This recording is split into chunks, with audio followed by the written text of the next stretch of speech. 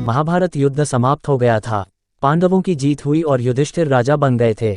एक दिन श्री कृष्ण ने सभी पांडवों को भीष्म पितामह से राजधर्म का ज्ञान लेने की सलाह दी। भीष्म बाणों की शैया पर थे, वे प्राण त्यागने के लिए सूर्य के उत्तरायण होने की प्रतीक्षा कर रहे थे। श्री कृष्ण के आग्रह पर भीष्म ने सभी पांडवों को ज्ञान की बहुत सारी बातें समझाई थीं। उनमें से एक बात यह थी कि विनम्रता बड़े और समर्थ लोगों के लिए आभूषण की तरह होती है। एक लक्षण होता है दब जाना और दूसरा लक्षण है झुक जाना, डर की वजह से या किसी मजबूरी की वजह से। विनम्रता इन दोनों लक्षणों से ऊपर होती है। विनम्रता स्वेच्छा से, एक सदाचार की तरह है। ये समझाने के लिए भीष्म ने कहा, नदी जब समुद्र तक पहुंचती है तो अपने बहाव के साथ वह कई बड़े बड़े पेड़ और उनकी शाखाएं लेकर आती है। एक दिन समुद्र ने नदी से पूछा कि तुम अपने साथ छोटे पौधे और छोटे वृक्षों को बहाकर क्यों नहीं लाती हो। नदी ने जवाब दिया कि जब मैं पूरे वेग से बहती हूं तो छोटे पौधे और छोटे पेड़ झुक जाते हैं, मुझे रास्ता दे देते हैं तो वे बच जाते हैं।